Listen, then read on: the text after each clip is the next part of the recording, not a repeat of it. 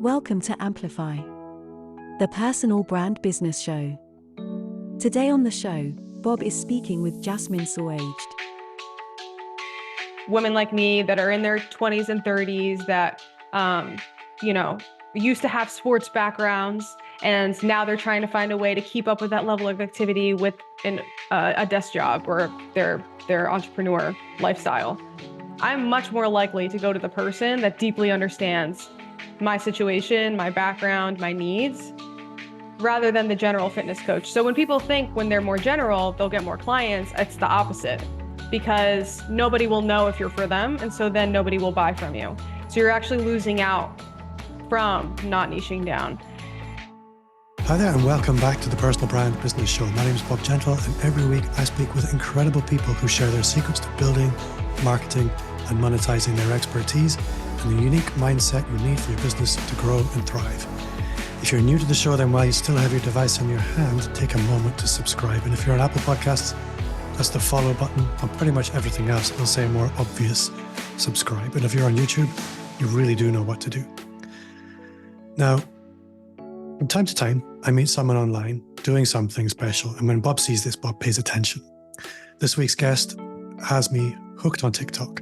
And content at its best should inspire action. And Jasmine has me reaching for my phantom wallet like nobody else has for a very long time. So Jasmine, welcome to the show. Thank you so much for having me. It's so nice to virtually meet. And I'm excited to chat. So yeah, you've been on the receiving end of my likes for a little while now. I forgot to ask how you say your surname. I'm so used to reading it. How do you say your full name? So I have a Jordanian background. My parents were born in the Middle East, so it's not an easy way to say it. But my full name is Jasmine Sawaged. I go by Jazz on my social media. And yeah, I've been a content marketing coach for the last year, more or less, really the last 6 months since I quit my corporate job. And recently been focusing on business mentorship. And so I help with online business owners scaling their businesses with content that converts and sells, and using their personal brand, personal empowerment, and strategy all together so they can build powerful online presences. So, yeah. So TikTok for me is not natural territory. And I'm a TikTok consumer. You'll occasionally see me post stuff on there, but it's really just shoving stuff up on TikTok. And what's really interesting about consuming your content is, like I mentioned, it triggers this impulse to take action in a way that many people just don't. I know that's strategic. I know what you're doing, but I love how you do it. And I'm really curious about how this has evolved for you, because it hasn't happened overnight. You've been doing it for a while. Mm-hmm. In the beginning, it was probably quite strategic and tactical. You probably had to think about it quite a lot. And I'm wondering how did that arise? And then how has it evolved? Yeah, that's a fantastic question, because a lot of people don't know that I used to be a content creator, and I was creating TikToks for fun. And I built an audience on a personal page to around like 70 to 80,000 followers, where I was just creating content for my own personal amusement. And through that time, I had brands reaching out to me, businesses reaching out to me, asking me to help them with their content. And so content went from being very personal and fun and non-directional to now I saw a business opportunity, and I started learning sales psychology, how to actually get people to move and buy and take action from a single piece of content. And yeah, when I started creating more of that, of course, it wasn't an overnight thing, but through time of implementing the passion for it and the strategy together, it really evolved into a great mix of both and a great business opportunity. What's interesting is creating content for fun. It can be kind of natural. It's self-expression. Crossing that bridge into creating intentional content where you're looking for a very specific result, it's not necessarily actually that easy a pivot. A lot of people might think, well, she was easy on camera, she'd been doing it for a while. But moving that into sales and selling, it's not actually all that natural. Yeah. So when you say you studied sales psychology and things like that, a lot of people in the content marketing space will tell you TikTok is great for top of funnel, it's great for attention, but it's not a great place to sell. Yeah. Well, I know that's bullshit because I watch you do it every day. Yeah. So what goes into making that happen? Yeah. It's so funny to me when people say that TikTok is not great for selling. It's just something where you can put some information or brand awareness and build reach and visibility, and you'll sell to them later on in the funnel, maybe on Instagram, maybe some other, getting them on your email list, right? But as you've said, I have people who watch a single video of mine and then pay, $10,000 to work with me. Like, it's not something that a lot of people understand because they just see it from the wrong perspective. I think that the reason why I've been able to get those results is because I don't just make the assumption that you can't sell on TikTok. Like, if you already believe that, obviously your content is not going to do well. And it is so different creating for sales rather than for, air quotes, creating for sales, but rather than creating for yourself. But I try to teach my clients and try to have the mind in myself that I'm not always focused on just leads. I'm also focused on shifting perspectives, impacting my audience, and I try to detach from the numbers as much as I can, because then you'll get caught up in your head and you'll overthink it and it'll be really unnatural. So it's a mix of both. And that's something I really help my clients with too, is because when you're creating for your business, people get caught up in that end result. And so they forget to show their personality or have fun with it, or, don't stick too much to the steps and also show yourself. So it's a delicate balance that you have to kind of walk between. So when you're working with clients and they come in and they see, okay, Jasmine has a structure here, there is a process. One of the things I find again and again is you can give somebody a process, but they come up with all kinds of reasons why they can't execute on that. Yeah. And I'm really interested to hear from you. And I have some assumptions about what I think some of the answers are. But what are the most common points of resistance that you meet in implementing what you know is a process that will work?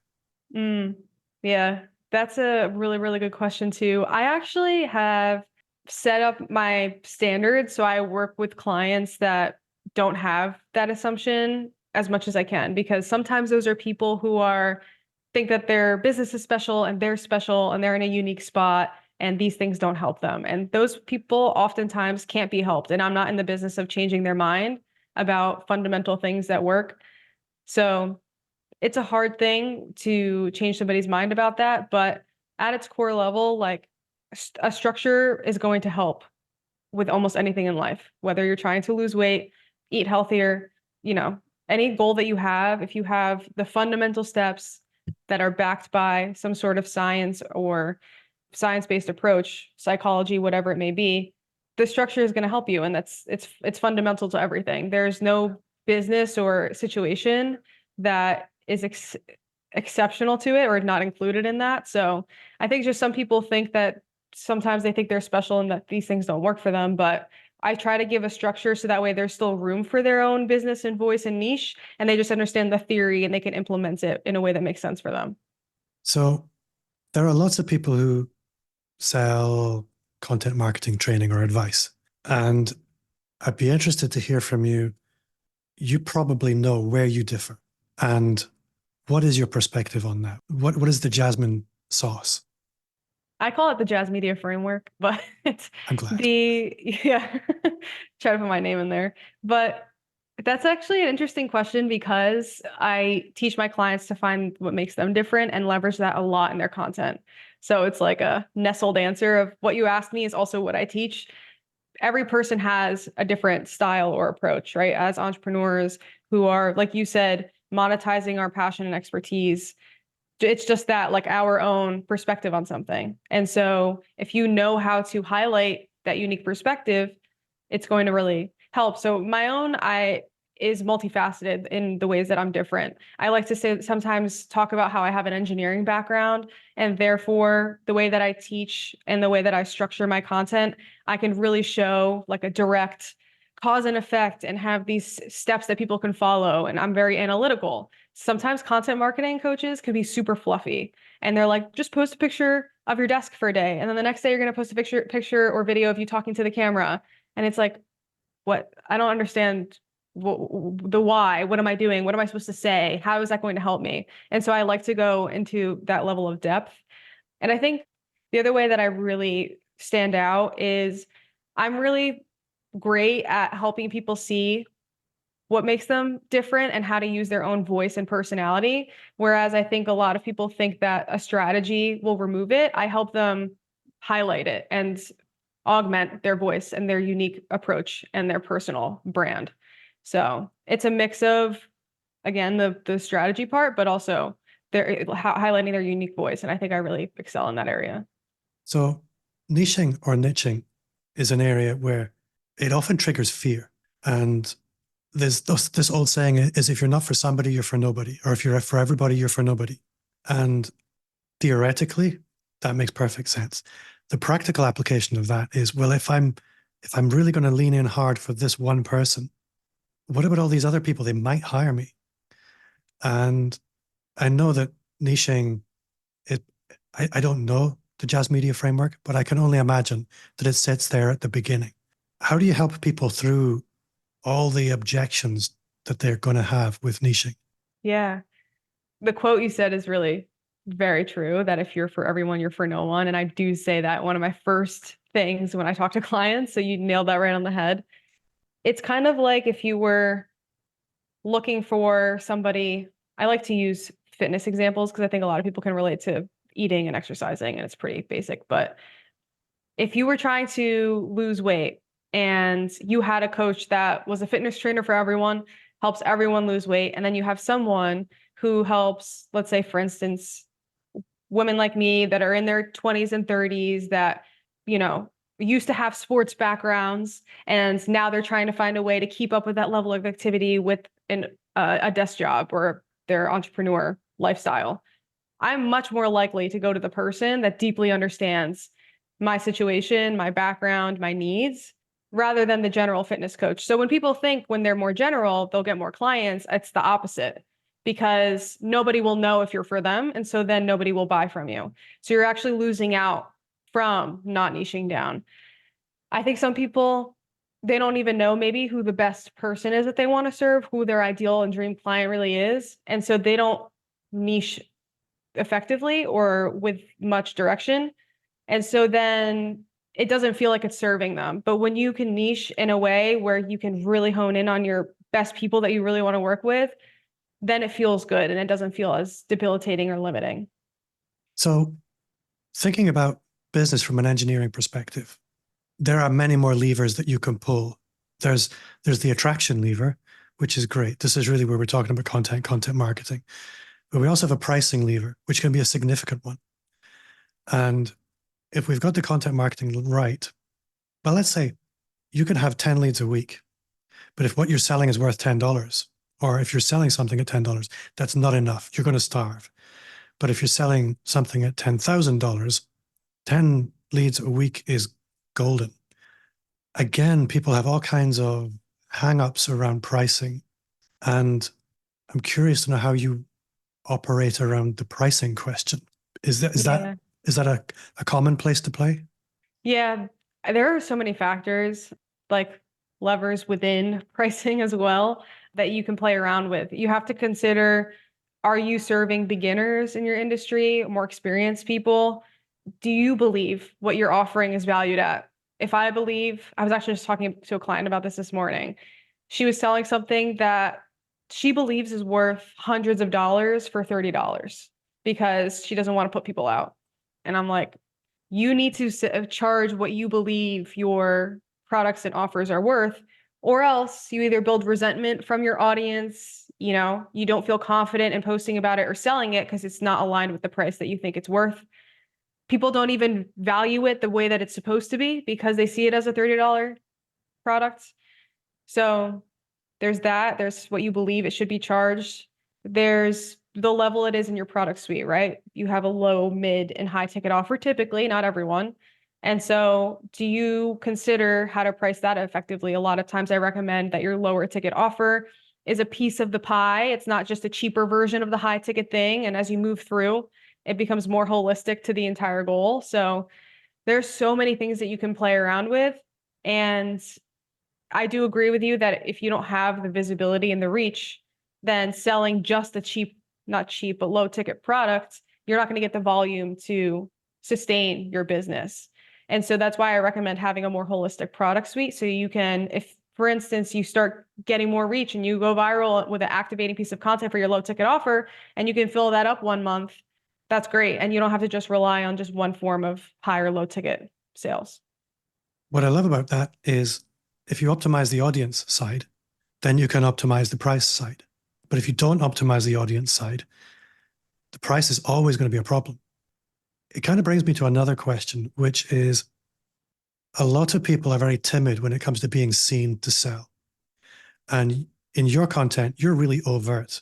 This is who I am. This is what I do. This is who it's for. And I sell this. You can buy it. And it's like if I were to walk down the street and somebody was selling some kind of magic puppet and they were just doing a puppet show, that's an awesome puppet. And I'd be gone. If somebody says, hey, do you want to buy a puppet?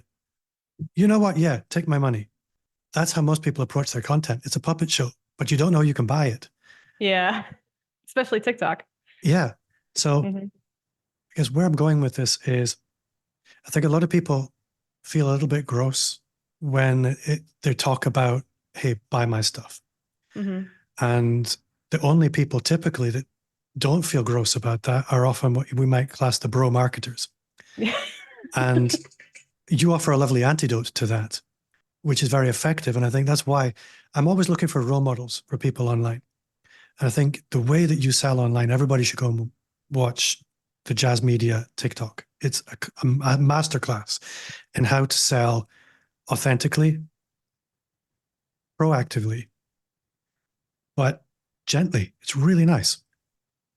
I appreciate that. It's not a question though. Well, how do you help people feel more comfortable in themselves with selling?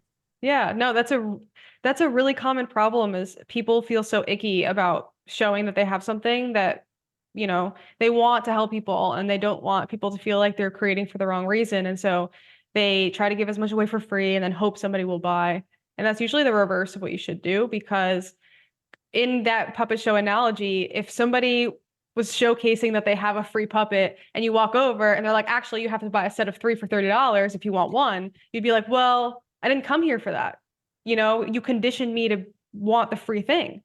So priming your audience to be an authority figure that's worth value and worth payments and worth a sale, rather than giving free information, hoping they'll pay you down the line when you didn't prime them to do so, is reverse logic. And the deeper thing is the ickiness around sales in general. A lot of people have to heal their relationship with asking for money. And it's either a lack of self-worth or fear that, they're overcharging or whatever. And I have to actively work through that with them, because there are people with 1/10 of the talent making 10 times as much money because they're not afraid to ask for it, I think this is where coaching can become really productive. I used to work around snow sports quite a lot, and I know you come from a sports background. And there's this old saying of hard work beats talent where talent doesn't work. And this is a wonderful opportunity for everybody listening, because this is entirely learnable. This is teachable. This is not athletics. You don't need to be super fit. You just need a process, a framework, a little bit of confidence, and everybody has value to bring to the world. It's just aligning that value with the person who needs it. That's the hard part. And that's where places like TikTok allow us the opportunity to do that. Yeah. I'm interested to hear from you on that journey. And obviously you're doing well, but let's be honest, you have a lot of road ahead of you still. What has been the hardest thing about getting to where you are now? And what do you see ahead? Where do you want to go with it? Yeah. I kind of want to go back to that last point that you said about the learning of talent versus skill and hard work. I kind of like to equate it to IQ versus EQ, like having an intellectual quotient versus an emotional one. IQ, you're usually given it upon birth and it can't be changed. And that's not how I see business or content or marketing, any of that. Just like you said, it's not talent or genetic. Some people don't just have it, and some people don't. It's more like EQ, where it could be learned. Emotional intelligence can be nurtured, learned, gone through experience and given feedback and refined. And I think sometimes people just assume some people are just great on camera, but people don't see 5 years ago when I was filming Instagram stories for my fitness coaching business that didn't go anywhere. And I looked so unconfident and I was barely selling anything. They just like to see the current outcome. A lot of people don't see all of the struggles in various areas. So it absolutely can be sharpened and learned, even if you feel like you don't have any place to start or any experience. In terms of your other question about the road ahead, this past year has really been my first year in this business. I've tried others before. And the biggest thing that I've learned this past year is that business is really hard. People like to say making money online is easy and you can build passive income and it's so great because they're trying to sell you something, but that's not the truth. And I really try to be honest and transparent about it. I don't want to work with somebody who thinks it's easy because they're not going to put in the results to actually get to a sustainable spot and build a strong business. So I'd say that building a business has been the hardest thing I've ever done. And coming from a background of playing, high-level sports and being at the top of my class in school, I've been through hard things, being a first-generation American, but this is by far the hardest. And I think the road ahead is adapting as I grow. So, I've been focusing on content only, and now I'm becoming more of a business mentor using my experience. And I, want to write a book one day, have my own podcast, and I think expand into other forms of media and influence. So I'm excited to take more of a mentorship role and see how my personal brand grows, because I think a lot of people feel like as a personal brand, you have to stick to the thing that you did, the niche that you were before. But I like to allow myself to keep growing. I think one of my mentors said to me is the personal brand is the last pivot you'll ever need to make. And I absolutely love that. It's your audience will come with you. The people who love you for what you're doing now will love you for what you do next. And your audience evolve as well. They're not static or fixed. Exactly. So what I love about people like you being new into the online business world, and honestly, I consider myself fairly new into it, is you approach it quite disruptively. And I mean that in the nicest way. And I take that as a compliment. Well, I'm interested to hear if you were talking to me and I was, let's pretend it's me, and saying, well, maybe if I'm making it me, it's awkward. Okay, make it me. Pretend we're not recording. And I had called you up and said, Jazz, what should I be doing different?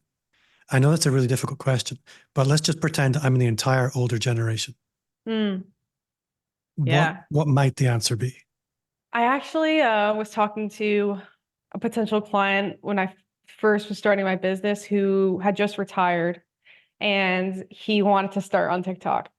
The first thing he told me was, do I have to be super loud and intense on camera? That's everything I see on TikTok. Everybody is loud and energetic in the camera. I'm a very quiet person. I like to golf. I like to chill. Like, do I have to change my personality? And so what I would say is I think a lot of the older generation sees a particular personality on social media and they think they need to adapt to that. But I encourage you to lean into your own being and way of being. You don't need to change yourself, change how you show up for a particular platform. Your own way of being engaging and exciting is perfect as it is.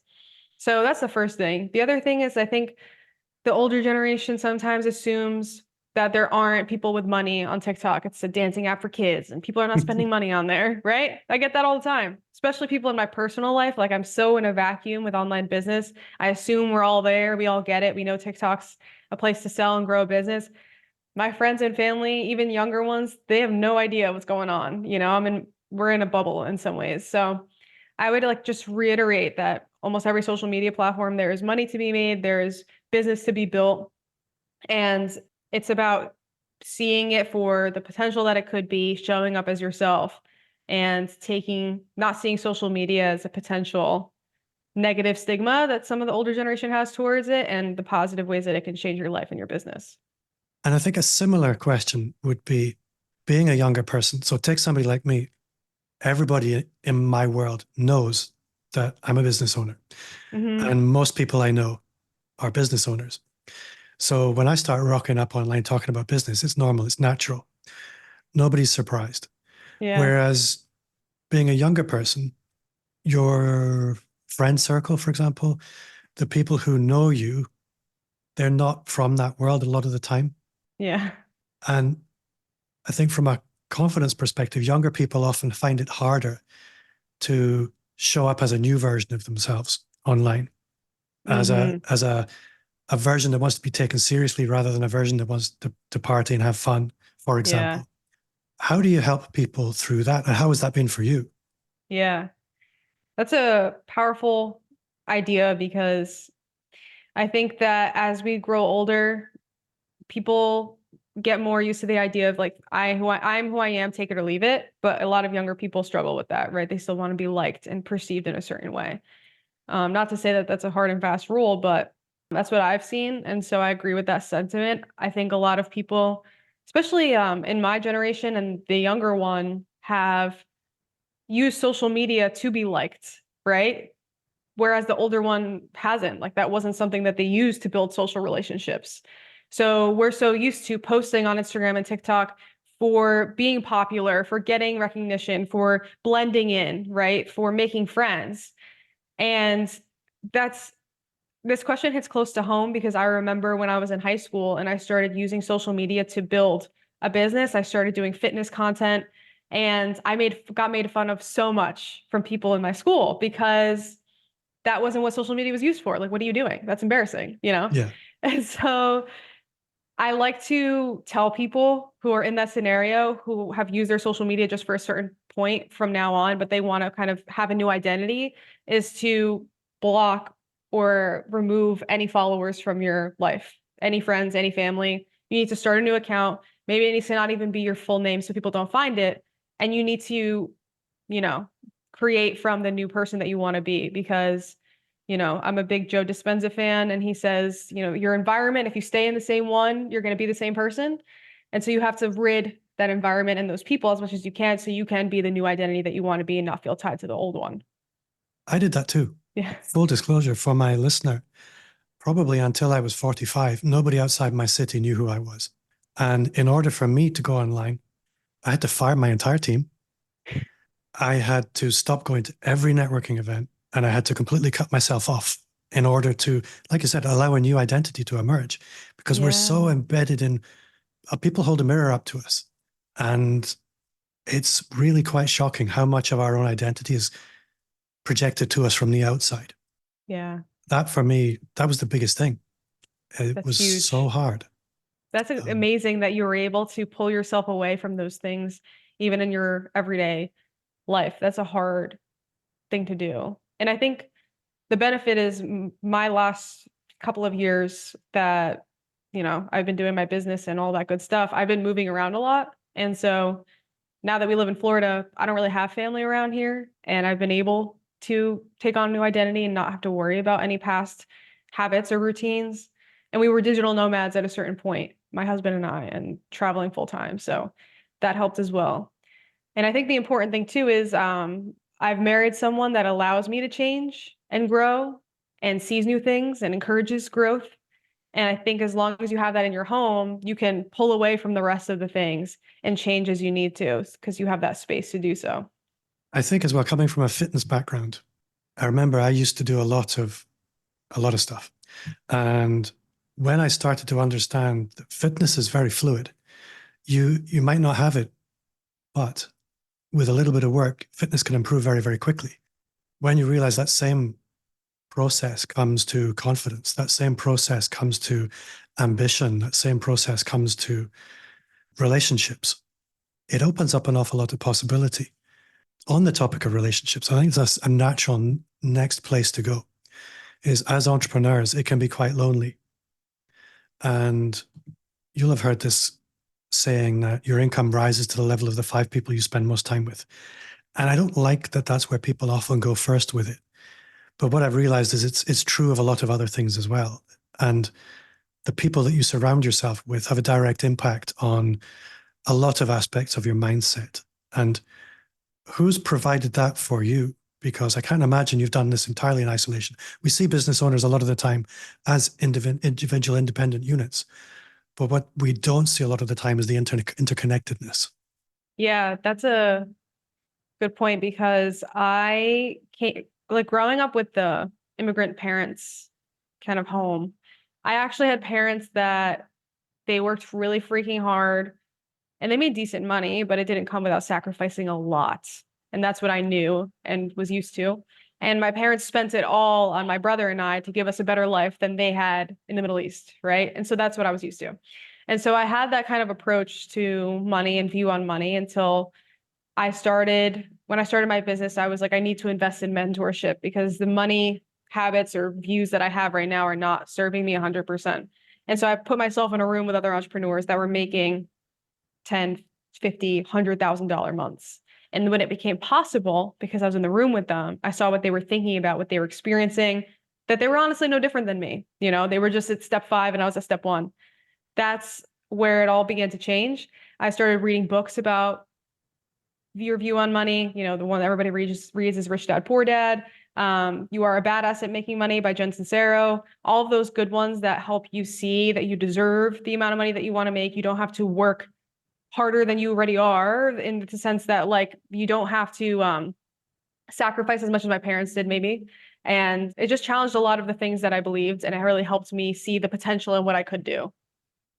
On the topic of money, one of the posts that I saw on TikTok that really kicked me in the teeth was something along the lines of, your prospects' finances are none of your business. Yeah.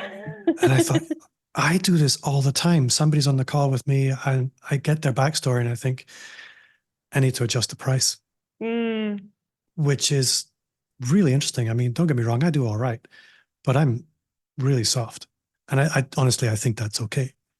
But I think you can only really, where am I going with this? I have a question for you, actually. Yeah, go for it. Do you ask them for their backstory often, or do they end up sharing it? And what parts of their backstory make you assume certain things about their financial situation? I probably shouldn't answer that question in detail, Yeah. but it's just part of my, I'm going to call it discovery process. But it's not really a discovery process. It's just a chat. But people tell me stuff. And before anybody finds out what working with me is going to look like, we know each other quite well. That's just how I roll. My clients tend to work with me a minimum of a year. So I police the gate quite carefully. But yeah, I have clients at all different points of the price spectrum. Yeah. And across the board, it all balances out. But what it did make me think when I saw that post from you is, what's really interesting is, if we've got the lead generation just right, and the content is all channeling people effectively, because my own lead flow, so to speak, it's a trickle, but it's a perfect trickle. It's just fine. But if that was a flood, I'd make different decisions. And this is really what got me thinking, is these different levers. But that's a lever I would probably normally neglect. And I think a lot of people are guilty of thinking, I need something for people who can't afford the premium product. And you're second guessing yourself all the time. And there's no need for it if we have everything nicely optimized. Yeah. I think some people assume that they can charge the amount that they want when they make a certain amount, have a certain amount of leads, have a certain amount of followers, are seen by an authority figure, by some invisible phantom metric, whatever it is. I actually had this conversation this morning too, because it is so big. But I say it's the opposite. I say that you become an authority figure and you make the money that you want when you assume those things, charge what you want, hold your standard, set boundaries. Don't assume what somebody can afford and cannot. Don't bend for people. Even if you only have one lead a week, you know, that's when you start thinking that way and you hold yourself that way, it shows in your client interactions, it shows in your content. And people assume that the inverse is true, but I argue that all the time, because there's no amount, you know, you'll be chasing an invisible or moving goalpost if you keep thinking, when this thing happens, then I'll feel comfortable and I'll charge what I want and not worry about people's money. But you have to do that now, before the external environment changes. You're absolutely right. I think one of the things that, I guess, that there is a danger point here, which is I personally would never want anybody to go into debt to work with me. And I want to be very sure that that's not happening. And as part of your sales process, you guess you have to be quite careful that you're not taking somebody in that direction without really knowing it. I don't know if it's maybe just a moral question for me, but Yeah, it's an interesting moral debate. I've seen some very unethical things where some coaches will poke and prod on why can't you afford this? Like, is there anything you can change to be able to afford this? Why don't you take out a loan? I've seen some insane things. I do not agree with any of that. But what I do is I keep the financial situation my client's decision, because that's what I think is the most ethical, not me worrying about their yeah, debt or their situation. This is the price. If it doesn't work for you, that's okay, you know? And that's where I leave it, because I do believe if you go too far into that conversation, you can influence it in a negative way or go down an unethical path. So, yeah.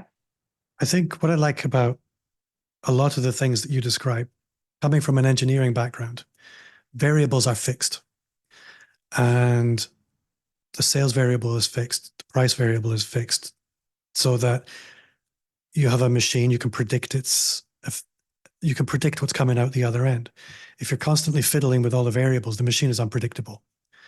And I think Yeah. for me, this is the big lesson. I pride myself in being very flexible, but I think a lot of us could do with some constraints. Fix the price, fix the product, fix the audience. And then the question is, how much energy are you putting into the machine? Yeah. That's what I was going to say that too. If you have all variables that are not fixed, you expend a lot of energy in adapting rather than having something set and expending your energy into more useful places. So not only is it help for predictability, but also for efficiency perspective. I also believe fairness as well. I don't believe maybe if somebody told me like I can't do it right now and somebody told me like I'm willing to invest, that I should bend the rules for somebody who told me that they need the extra things, because maybe the other person was just afraid to ask, Yeah. and they're willing to make it work either way. And maybe they both have the same financial situation that they could afford it. So I try to see it from the perspective of like, it's not my business. It's not my chair. I won't sit in it. And I will never urge you to go into debt. I will never push you to pay a certain thing. I will never ask you about your financial situation. I will always support you talking to your partner, but I leave that for their responsibility and their business and not mine. And I keep things standard for efficiency and predictability perspective. I have had a great time tonight. I would love to have you back again another time, but I'm aware of the time and I don't want to abuse your goodwill. I'm very grateful for the time and yeah, I learned a lot. I need to ask you the question I ask everybody, and I nearly forgot again. What's one thing you do now you wish you'd started 5 years ago? I think the biggest thing that I wish I did earlier in my life, not only for business, but all aspects, was not people pleasing. It's so easy as a personal brand too, for that to really affect your growth. When I first started my business, I remember going back and forth with a non-ideal client for months over email because they were asking for certain things that I don't do. And I was considering doing them just to make them happy, asking for certain services, certain ways of paying, certain things that I've never even debated doing. And I was just trying to entertain it from a people pleasing perspective. So many times that I compromised in areas that I shouldn't have. And being able to set, like we've been talking about, honestly, set my standards and my boundaries and be true to myself and not worry about ruffling feathers like I do in my content and speaking with conviction. I wish I had started that from a long time ago. I think I grew up, again, it's like a first generation mentality. You want to make your parents happy. You want to make others happy. You feel a little bit guilty that you're given a gift that other people that from your family are not given, and they're in worse situations. And so you want to feel and please others. But I've learned that this is the best situation for me and others when I don't please them and I am myself. And that's the biggest thing I wish I could have done from birth, honestly. It's a really good answer. Thank you. Jasmine from Jazz Media, thank you so much. If people want to find out this witchcraft that's going on TikTok, where can they find it? Yeah, my socials are Jazz Media LLC on Instagram and TikTok, and that's where you can find me and my content. And my full name is Jasmine Sawaged if you look me up, and I look forward to connecting with anyone who reaches out. So. Well, thank you very much. And that does bring us to the end of another episode. Thanks for listening. And if you did enjoy the show, I would welcome you to leave that's 5-star reviews wherever you listen to podcasts. If you did enjoy the show, you will love the Personal Brand Business Roadmap. It's 50 pages of everything you need to start, scale, or fix your expert business. Just visit amplifyme.agency/roadmap or tap the link in the show notes. Jazz, awesome. Thank you very much. And see you all next week. Thank you for having me.